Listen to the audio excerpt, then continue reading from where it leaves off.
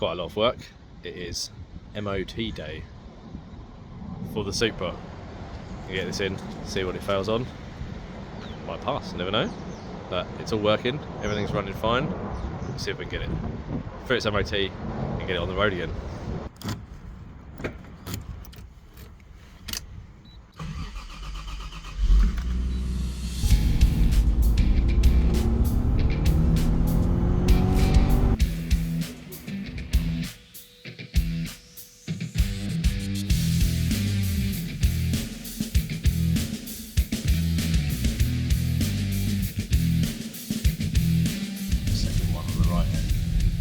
Pit stop, yeah. Arriving back at pit stop, I think we've got pretty good news. I do. Alright. And Mike's done it.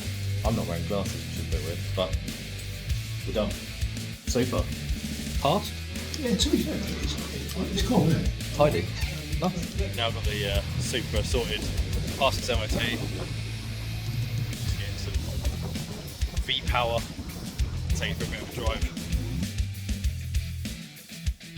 I am going to take this MOT certificate with a spare key round to John, who does not know that it's got an MOT on it, and let him know. Doesn't know that it's now legal for me to drive it with the plates on it and my insurance. Driven it around, and it drives absolutely brilliantly, so that's superb. I'm going to go and surprise him now and see what he says.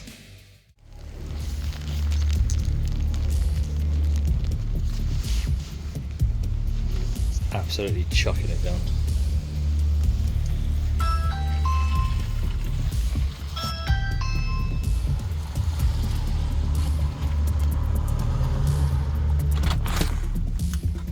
Hello, hello.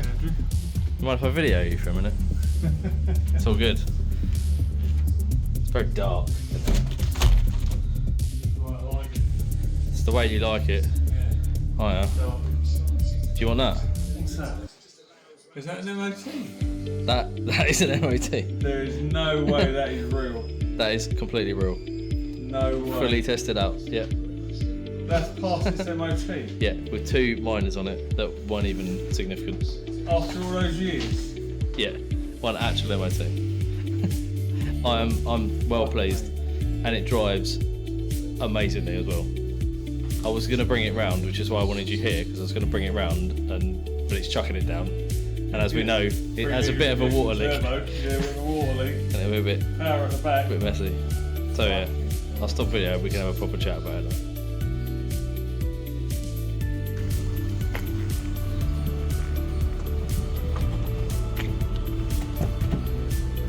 Hello.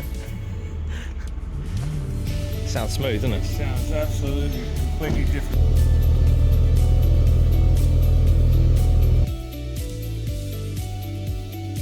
A nice sunny day for once. Very nice, glorious sunny day. So yeah, I'm going to start this up, take it out for a quick spin on the trade plates, and then we'll see how we get on with that. I've got to give it it's out of gear, so just pop the key in and start it up. It's first for me, because I've not heard this running. No, not at all. Last time I saw this, didn't have back wheels, did it? Didn't have back wheels, definitely not. I think it had a fuel tank. Did it have a fuel pump? Yeah, of course it did. It did, yeah, we put the fuel pump in. Yeah. That was it. The engine wasn't back together. Yeah, there was a mass of wires down there. That's all. Yeah, that's all tidied up. Yeah.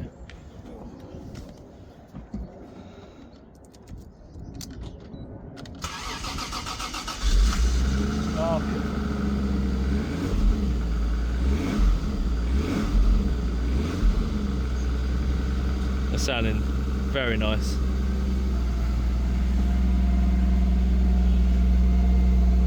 That sounds smooth. Very fuely. It smells old school as well. It smells proper old school, nice and petrol-y. I used to love 4-star and 2-stroke oil and all that. The smell of that, you don't get that. That actually just smells like solvent paint.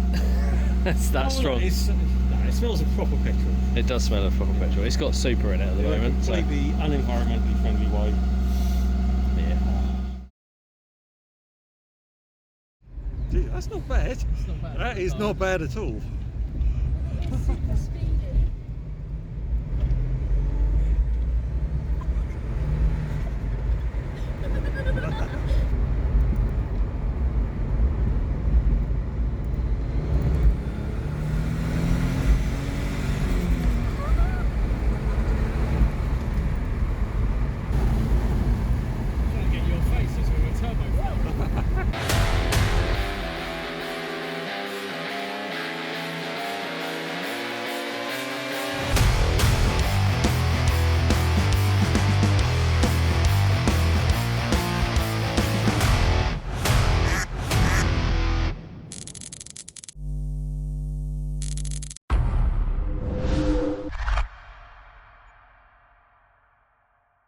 after much deliberation with John and plenty of talking about money, how much effort had been put in and so on, finally came to a bit of an agreement that I would buy the Supra. So I'm now the proud owner of a 1989 3-litre turbo 7M GTE black manual Supra. Lots of things to do. I'm incredibly excited. I don't really know what to do with myself, so I'm going to have to start somewhere. It's going to be a case of going through all the various different systems in the car bit by bit, maybe getting an alarm fitted. We'll go through all the various different things, and hopefully in the upcoming videos you'll find out loads more about the car, and I'll find out loads more from you about what I'm doing wrong. We'll see how we get on, shall we? First thing I'm going to do, have a look at the cooling system. So, got the coolant cap here. This was lovely and green when we first looked at it, but it's now starting to look somewhat brown and a bit mucky. So I'm going to drain all of that down. It's obviously sat for a very long time. All we've done is start it up and run it, take it for an MOT and bring it back. So it's going to get drained and then put some new coolant in it, probably put some flush in it as well, but we've got to get all the water out of this massive engine. And we've got a bucket under there ready to go. We've also got all up there to undo. So we've got the thermostat behind here. Looks like one bolt there, and there's one underneath as well. So I'm going to try and take those out after I've drained some of the water out of the system to get it beyond here, so we can make sure everything's all right. There is a drain hose down there to use. So there's the drain hose. That's got a little tap on it, which is pretty awesome. I'll be able to drain some of that water out, see what colour it is.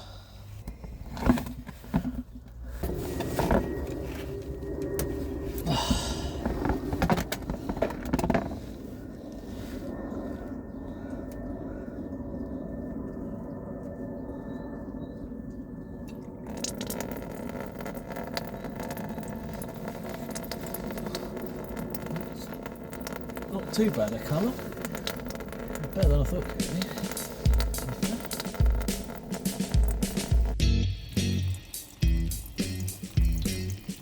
That thermostat housing needs to come off.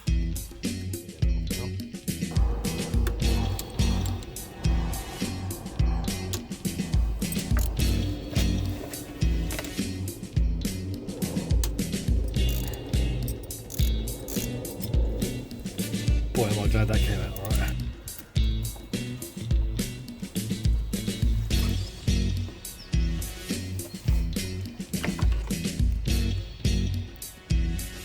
It's a bit brown and gungy. Oh, there's the thermostat. It can pop out. I can get a replacement for that one. There we go. Definitely needs a flush out. Wow.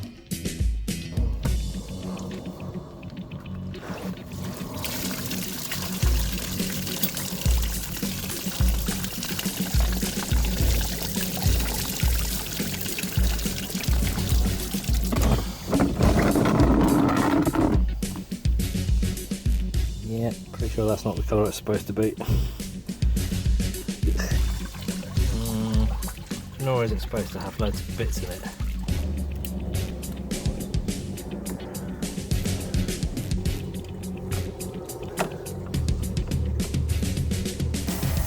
Still coming out a nasty colour. Yep, still nasty.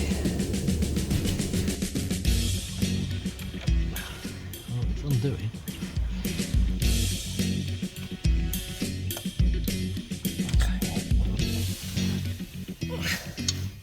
All the grunting noises.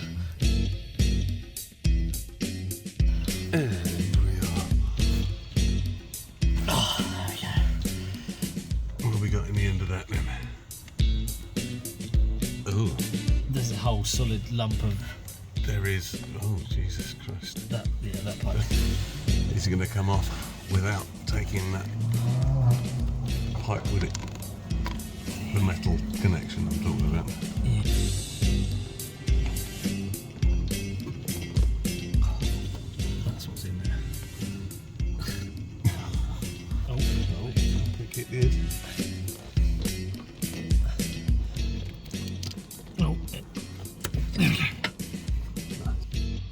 Even that other one's so messy, I thought we'd have a feel of some of these. They seem alright. But that one feels crispy. That's going to come off, and then we're going to have to back flush everything before doing anything else. Unlike a lot of the Toyotas, the Hilux is the same. It's got a valve here that is controlled by a vacuum. May well be controlled by inside, I'm not sure on this one. The valve moves up and down to allow water into the inside, and they get jammed, and then water sits inside and it gets rusty rather than flowing round. So we have to have a look at the valve, so the valve's working, check the vacuum to see whether that's working, and then see whether what activates it is also working properly.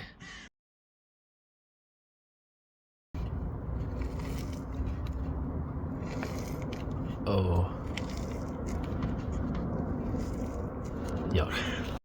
Go on then, give that a rinse through. Okay, let me see if I can't not spray you while I'm trying to do this.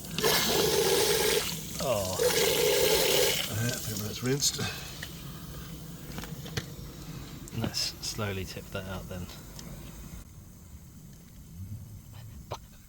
Oh, great. Just out of this pipe. That's just that pipe here. Yeah, that's not ideal, is it? We've got our heater matrix back flush system set up. We've got a pipe going through there. We can manually activate the valve. And then on this side we've got it coming out, and it comes all the way down and goes to this wonderful bucket where we'll see the plethora of rubbish that probably comes out. Hopefully. Hopefully. It did make a gurgly noise when I blew through it with the valve open. I'm just hoping that the rubbish comes out and not just the water.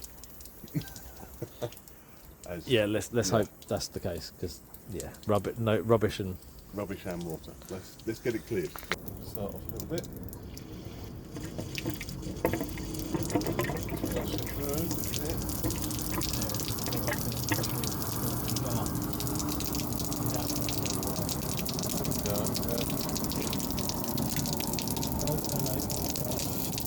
Stopping.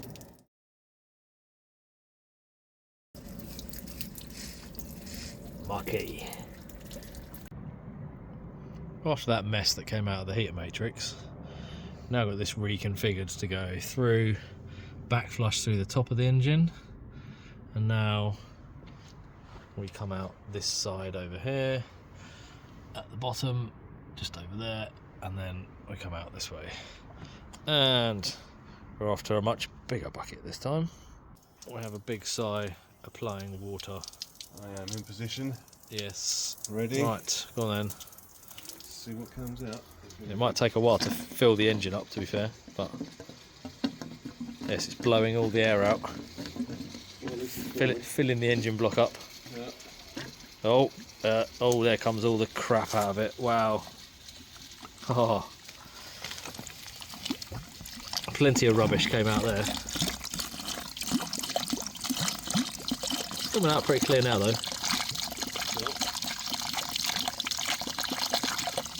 Bit inconsistent, but Yeah. it's coming out slowly. As you can see, I have a pan. I have the old thermostat and the new thermostat. I'm going to measure the temperatures of these and see whether there's a difference between the old one opening and the new one, and see if the old one was potentially a problem. 62 degrees C. The digital was close. Similar, that's good. Up to 80.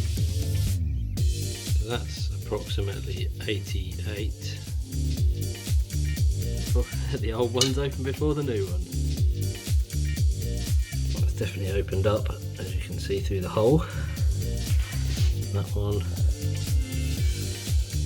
has two. Doesn't look like the thermostat was ever a problem. It's always good to put a new one in.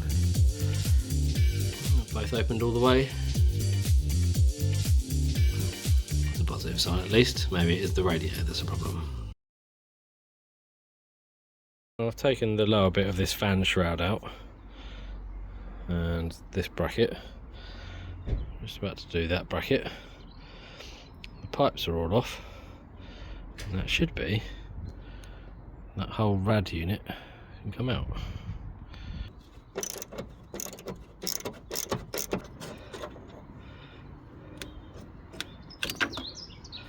It's definitely loose.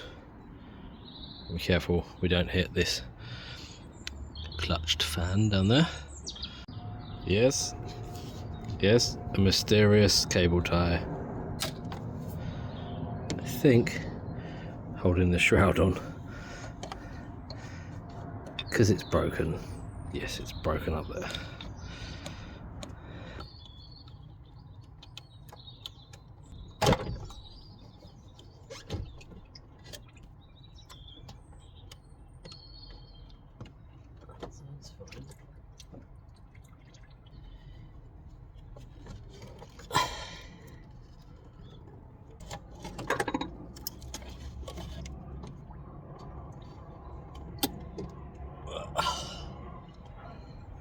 Well, those fins are a bit bent, but that's not really going to help, is it? Well, it's not going to help airflow. It's not the worst I've ever seen, certainly. Well, it might be dark, but it is definitely time to run some water the wrong way around through this rad and see if any gunk comes out. And the rad cap is on. I'm going to fill that up and then dump the bung out.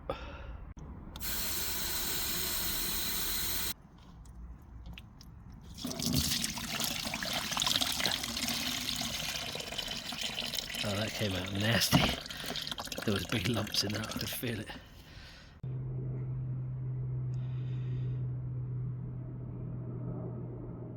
Yeah, I'd say that was worth doing.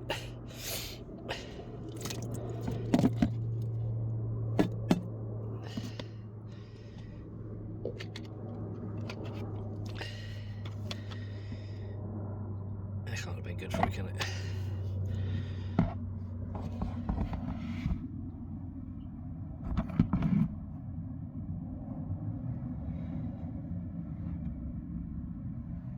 Yuck.